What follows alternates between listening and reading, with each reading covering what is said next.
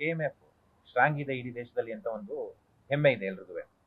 ಮೊನ್ನೆ MD ವರ್ಗಾವಣೆ ಮಾಡಿದ್ರು ಜಗದೀಶ್ ಅವ್ರನ್ನ. ಯಾಕೆ ಅಂದ್ರೆ ಕೇರಳ ಹಾಲಿನ ಫೆಡರೇಷನ್ ನ ಲಾಬಿ, ಕೇರಳ ರಾಜ್ಯದ ಲಾಬಿ ಅಂತ ಇಲ್ಲಿ ಹೊಸ ಹೊಸ ಉತ್ಪನ್ನಗಳನ್ನ ಅವರು ತರ್ತಾ ಇದ್ರು.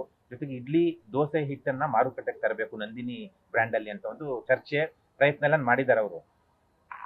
ಆ ಹಿನ್ನೆಲೆಯಲ್ಲಿ ಕೇರಳ ಲಾಬಿ ಮಾಡಿ ಅವ್ರನ್ನೇ ಎತ್ತಂಗಡಿ ಮಾಡುವ ನಿಟ್ಟಿನಲ್ಲಿ ಯಶಸ್ವಿಯಾಗಿದೆ ಕೇರಳ ಲಾಬಿ.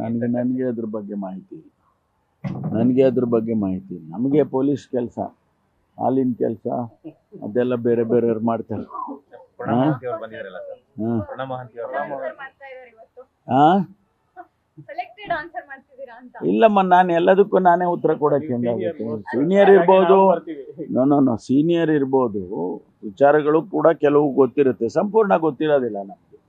ಆ ಮಾಹಿತಿಗಳು ಸಂಪೂರ್ಣವಾಗಿ ಇಲ್ಲದೆ ಇರುವಾಗ ನಾನು ಪ್ರತಿಕ್ರಿಯೆ ಮಾಡಿ ಅದಕ್ಕೆ ಮತ್ತೊಂದು ಅರ್ಥ ಬರುವಂತ ರೀತಿಯಲ್ಲಿ ಮಾಡಕ್ ತಯಾರಿಲ್ಲ ನಾನು.